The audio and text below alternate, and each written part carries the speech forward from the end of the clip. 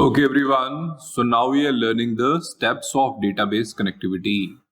Let us suppose that in the .NET we have designed a application or the project, and we want that should be connected with the database. Then we has to follow certain steps. The first steps of database connectivity is to create database. So to connect with the application, first of all, we should be having a database. Database is a place where we are having the data. Let us suppose that we are having certain tables which are stored. Now they are called the database.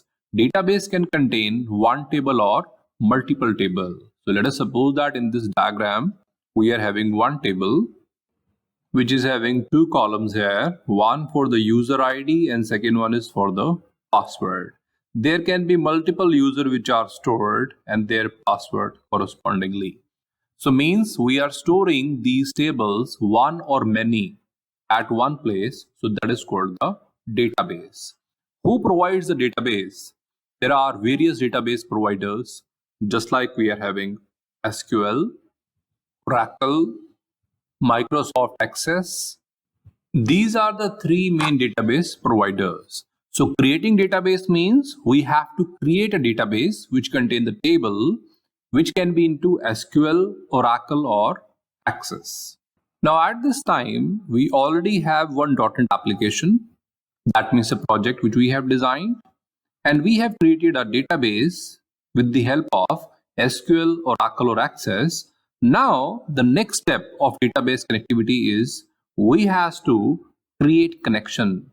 So from the database to the application, we have to create the connection. When we create the connection between application and the database, then we have to choose which type of connection we are creating. Let us suppose that we are going to connect with the SQL database, then the connection type will be SQL. If the type of database is Oracle, then the connection type will be Oracle. And if the database created is of Access, then connection type will be Access. In the database connection, there is no specific type named Access. Access is the part of OLEDB. So when we are connecting the Access database, then automatically OLEDB, which is object linking and embedding database, will be opted. So this type of connection will be opted when we are working with the Access database. Now for all other databases, we are having one more connection type, which is ODBC. ODBC stands for Open Database Connectivity. So that means if we talk about the connection, then there are various types of connection. If we are working with the SQL database, then there is a SQL connection. Working with Oracle database, then Oracle connection. These are the separate connections. Let us suppose that we are working with the Access, then there is a OLEDB connection, or for all other databases, we are having the ODBC connection.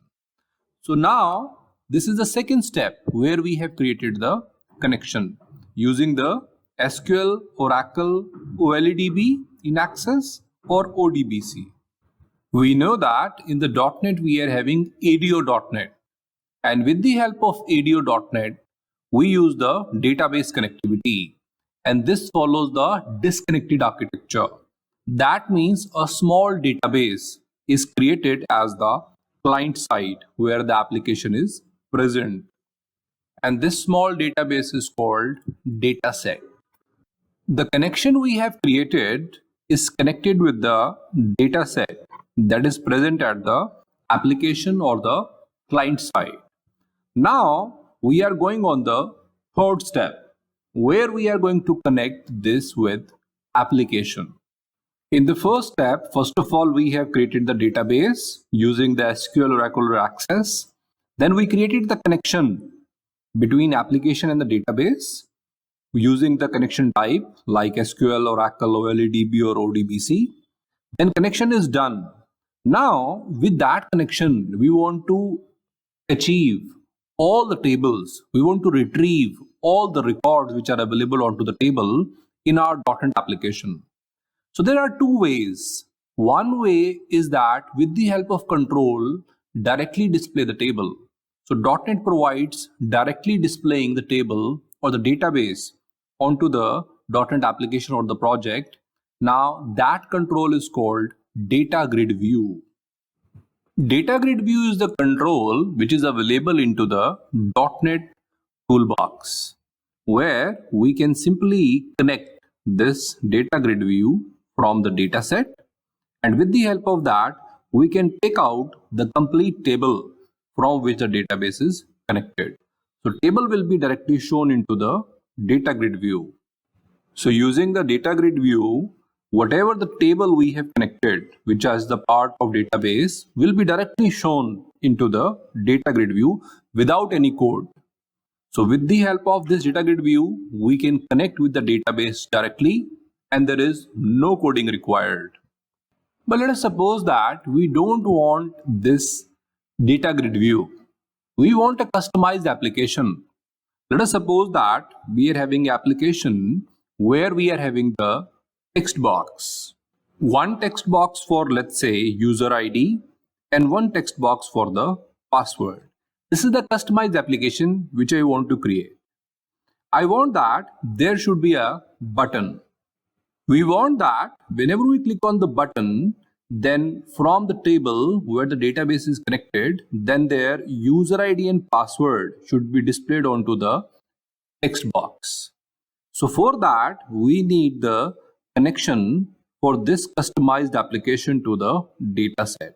Now that is perfectly possible. But for that, we have to do the coding. That means if you want to create your customized application, let us suppose that you want, when you click on the button, some record should be added to the database, or you click on the button, some record should be removed from the database, or you want to search something, insert, delete, any application you want to perform. Let's say you are having some project which you want to create, your customized application. Then for that, you have to do the coding. Now, this type of application can also be created. And here, the connection is required with the dataset. And for that, we have to create the connection using the code. So for such application, we have to write the code properly. Now, in this third step, connecting with the application, there are two ways. One is the data grid view where code is not required, and the customized application. Let us suppose that you are having the buttons and the text boxes. For that, you need the code. So here we have learned that there are three steps of database connectivity. The step number one is that we have to create the database. We know that in the database there can be one or many tables. To create this database, we have to use any of the database type, let's say SQL, Oracle, or Access. So our first step is complete, which is creating database. And the second step is creating the connection. So from application and database, there should be a connection. Connection type will be based upon which type of database we have created. So it can be SQL, Oracle, OLEDB, that is for the Access, or the ODBC for the databases. So this is the second step, that is creating the connection. Then afterward, there is a third step that we have to link this connection using the dataset to the application. Now here, there can be two ways. One way is that you use the simple control which is available into the .NET, that is data grid view, which will show you the table directly which was taken from the database. And here coding is not required. But if you want the customized application, let us suppose that you want to display into the text boxes, list boxes, or some other places, and you want that on the click of button, data should be removed and added to the database, then for that we need the coding. So that is the third step, which is connect with the application. So these are the three steps of database connectivity.